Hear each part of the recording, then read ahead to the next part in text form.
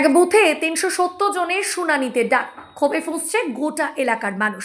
ঘটনা কাকসার জাটগড়িয়ার। এখানে জন্ম হলেও শুনানিতে ডেকে সমস্যায় ফেলা হচ্ছে সাধারণ মানুষকে। কটাক্ষে মন্ত্রী প্রদীপ মজুমদার। বৈধ নথি থাকলে কারোর নাম বাদ যাবে না, পাল্টা বিজেপি। গলসি বিধানসভার ১৩ নম্বর বুথ কাকসার জাটগড়িয়া।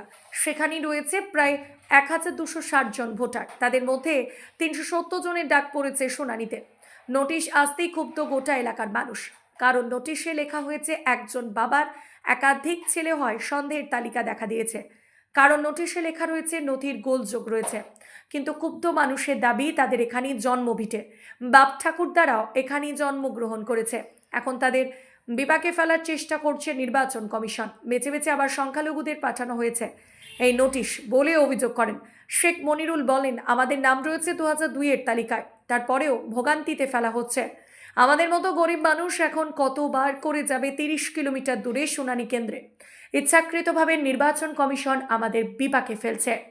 আমরা এর বিরুদ্ধে বৃহত্তর আন্দোলনের পথে হাঁটব। কটাক্ষ করে রাজ্যের পঞ্চায়েত, গ্রাম উন্নয়ন ও সমবায় মন্ত্রী প্রদীপ মজুমদার বলেন, ভোটার তালিকায় ধর্মীয় বিভাজন করছে বিজেপি। মনোনীত নির্বাচন কমিশন প্রথম থেকেই যোগ্য ভোটারদের নাম বাদ দেওয়ার চক্রান্ত করছে। আমাদের নেতা অভিষেক বন্দ্যোপাধ্যায় আর আমাদের নেত্রী মমতা বন্দ্যোপাধ্যায় সুস্পষ্ট ভাষায় বলেছেন, যদি কোনো যোগ্য ভোটারের নাম বাদ যায় তাহলে বৃহত্তর আন্দোলনের পথে হাঁটা হবে। কিন্তু তারপরেও দেখা যাচ্ছে জাটগড়িয়ার মতো বহু প্রাচীন গ্রামের মানুষদেরও শুনানির লাইনে দাঁড়াতে হচ্ছে। ২০২৬ বিধানসভা নির্বাচনে মানুষ যোগ্য জবাব দেবে। তারা মারা গেছে, তাদের ছেলে আমরা। আবার আমার পাঁচটা ছেলের মধ্যে আবার দুটো ঘুরে আসছে কাগজে নথিভুক্ততে, যে ঠিক হয় নাই। তো কতবার করে মানুষ খেটে খাওয়া মানুষ দৌড়ে বেরোবে, মানে কিছু না কিছু কি পেয়েছে কি এটা আমাদেরকে নিয়ে গরিবদের আপনার অত্যাচারে গেল। হ্যাঁ, নাম আছে, বাবার নাম আছে, পর্যন্ত মায়ের নাম আছে। মা 80 বছর বৃদ্ধ মানুষ 8 বছর মারা গেছে। তা সত্ত্বেও এগুলো ঘুরে আসছে বউ বেটিদের, বৌমাদের এমন অবস্থা। হ্যাঁ, হ্যারাসমেন্ট, শুধু হ্যারাসমেন্ট। সমস্যা নয়, সমস্যা, বিশাল সমস্যা। আমাদের প্রচুর সমস্যা, গ্রামে প্রচুর সমস্যা। আমাদের রাস্তা যাওয়া যাবে না। হ্যাঁ, আমাদের ডাক পড়েছে। তো আপনি এইখানে জন্মগ্রহণ করেননি? এখানে সব কিছুই আছে, তারপরে 2500 আছে, 2000ও আছে, সমস্ত কাগজপত্র রেডি আছে। তার সাথেও আমাদের নামগুলো আসে কি করে আর কি জন্য এলো সেটাও আমাদেরকে বুঝো। সেখানে এখানে আসো, আমরা ধরুন পানা করে, আমাদের গাড়ি নাই, ঘোড়া নাই, কি করে যাবো? হেঁটে হেঁটে যাবো। তারপরে ধরুন এত এত লোক যে মারা গেল, কে দায়িত্ব নেবে? ওই দায়িত্ব তো কমিশনারকে নিতে হবে। আজকে দেশের লোককে বলছে তোমার ফালানো নাই, দামানো নাই। নরেন্দ্র মোদীর কাগজটা আগে দেখাক, নরেন্দ্র মোদীর কাগজটা দেখাক, তারপরে আমরা কাগজটা দেখাবো। ও তো বাংলাদেশি লোক। হ্যাঁ, নরেন্দ্র মোদীর আর যতগুলো নিয়ে বিজেপির যে ইয়ারা আসছে, ক্যাডাররা এসেছে, কর্মীরা, তাদের কাগজগুলো আগে দেখাক, তারপরে মুসলমানের কাগজ দেখবে। ওদিকে লজ্জা লাগে না নরেন্দ্র মোদীকে? আর একদিনে আজকে এমন একটা ডেট দিচ্ছে, তারপরের দিনে আরো একটা দিচ্ছে, তারপরের দিনে আরো একটা দিচ্ছে। বাপের জমিদারি বটে লিখে, হ্যাঁ, দিল্লিতে বসে বাপের জমিদারি পাইছে। কিভাবে চলবো? না হলে এমন আন্দোলন করবো, এই আন্দোলনে দিল্লি পর্যন্ত যাবো আমরা। দরকার হলে 10 লাখ লোক নিয়ে যাবো, তারপরে দেখবো নরেন্দ্র মোদী কি করতে পারে আর কমিশনার কি করতে পারে। বাপের জমিদারি পায় না, একটা মানুষ কত খাতে পারে? হ্যাঁ,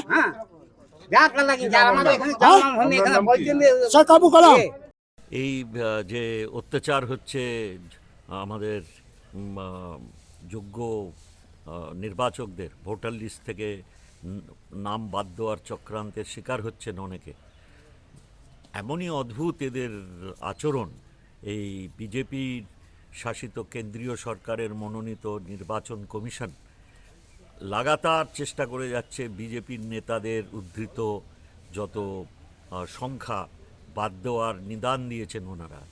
তার প্রথম নজির আমরা দেখেছি দুর্গাপুরের বুকে, যারা 2002-এর তালিকাভুক্ত যেসব নির্বাচক ছিলেন তাদের নাম বাদ দিয়ে পোর্টালে তোলা হয়েছে। এরকম অসংখ্য ভোটারের আমরা দেখেছি 2002-এর তালিকার সঙ্গে তুলনা করে। সেখানে 9টা বুথেই আমার দুর্গাপুরে দেখেছি 300 জনের নাম বাদ দিয়েছেন। এ তো মিথ্যাচার হচ্ছে। এর বিরুদ্ধে আমাদের বিচার ব্যবস্থার ওপরে আমাদের শ্রদ্ধা আছে। সর্বোচ্চ ন্যায়ালয়ে আমাদের তৃণমূলের তরফ থেকে আমাদের প্রতিবাদ করা হয়েছে, সেই কেস চলছে এবং আগামী সোমবার পরবর্তী শুনানি হবে, যেখানে নির্বাচন কমিশনকে নির্দেশ দিয়েছে এইসব বুজরুকির কারণ কি সেগুলো ব্যাখ্যা করতে হবে ওদের, আমরা ছাড়ব না। পাল্টা দুর্গাপুর পশ্চিমের বিজেপি বিধায়ক লক্ষণ ঘড়ুই বলেন, তৃণমূল ভয় পেয়েছে বলি উল্টো পাল্টা বকছে তৃণমূল। আমরা বলছি যারা অবৈধভাবে এখানে রয়েছে তাদের নাম বাদ দেওয়ার জন্যই পদক্ষেপ নিয়েছে নির্বাচন কমিশন। যারা যোগ্য ভোটার, যাদের কাছে সব নথি আছে, তাদের কারোর নাম বাদ যাবে না। কিন্তু তৃণমূল উল্টো পাল্টা বলেও রেহাই পাবে না। বাংলার মানুষ তৃণমূলের নাটক বুঝে যাচ্ছে। বলছি তো, তৃণমূল কংগ্রেস প্রথম থেকে তারা বুঝতে পেরেছেন, আর বুঝতে পারছেন বলেই তারা প্রথমে নির্বাচন কমিশন ঘেরাও করা হবে, দেখে নেওয়া হবে, অবরোধ করা হবে, দেখে এই যে কাণ্ড করছিলেন, তারা জানেন বাস্তব সত্য কী আছে না আছে। মমতা ব্যানার্জি জানেন যে সামান্য যে ভোটে এগিয়ে আছে তৃণমূল কংগ্রেস, এত অত্যাচার, এত সন্ত্রাস, বিভিন্ন জায়গাতে লুট করা, ক্লাবকে টাকা দিয়ে পরে গুন্ডা পাঠানো, তারপরেও কিন্তু মাত্র কয়েক লক্ষ ব্যবধান আছেন। তাই আজকে তারা বুঝতে পেরেছে এশিয়ার ফলে যেভাবে লক্ষ লক্ষ লোকের নাম বাদ যাচ্ছে, বাংলাদেশি, রোহিঙ্গা, অনুপ্রবেশকারী, মৃত ভোটার, 4 জায়গা নাম আছে ভোটার, দেখে আতঙ্কিত কথা বলছেন। আমরাও চাই যারা স্বচ্ছ ভোটার তালিকা তৈরি হোক, সেখানে কোনো রকমভাবে সবাই চাইলে পরে এগিয়ে আসা উচিত। কিন্তু তৃণমূল কংগ্রেস লোকে করছেন, নির্বাচন কমিশন কি দিল্লি থেকে লোক নিয়ে এসছেন? এখানে লোকরাই করছেন, তৃণমূল যারা নেতা আছেন তারাই চিঠিগুলো করছেন, আবার তারাই বদনাম করছেন, তারাই মিডিয়া খবর দিচ্ছেন দেখুন এই ঘটনা ঘটেছে। আমরাও চাই সুষ্ঠু ভোটার তালিকা হোক, ফ্রেশ তালিকা তৈরি হোক এবং সুষ্ঠু ভোটটা হোক। আর ভোটটা সুষ্ঠু হওয়া মানেই তৃণমূলের পরাজয়। সেই ভয়ে মন্ত্রীবাবু, নেতারা তারা ভুল বকছেন। মানুষকে বলবো চিন্তা করবেন না, স্বচ্ছ ভোটার তৈরি হবে আর তার মধ্যে পরে ভোট হবে। বললাম তো 12টা রাজ্যে হচ্ছে, সব রাজ্যে কি বিজেপি ক্ষমতা আছে? ঝাড়খণ্ডে আছে, কর্ণাটকে হচ্ছে, অন্য কোন জায়গাতে হচ্ছে, কথা নাই তো। ইউপিতে 2,86,00,000 বাদ গেছে, মোদী চিৎকার করেনি তো। দিদি চিৎকার করছে কেন? তারা ওটা দুধের গাই, আর বাইরের ভোটার, অনুপ্রবেশকারী, রোহিঙ্গা ভোটার, ওই ভোটটা দিয়ে জয়লাভ করছিলেন, এবারে পারবেন না। তাই ভয়ে আতঙ্কিত মন্ত্রীবাবু, নেতারা এসে ভুল বকছেন। চিন্তার কোনো কারণ নেই, এবারে তৃণমূলের বিসর্জন তৈরি হয়ে গেছে, তাই তারা ভয়ে ভুল বকছেন। আমরা বলছি আসুন সকল সহায়তা করুন নির্বাচন কমিশনকে এবং নিজের নামটা তোলার চেষ্টা করুন।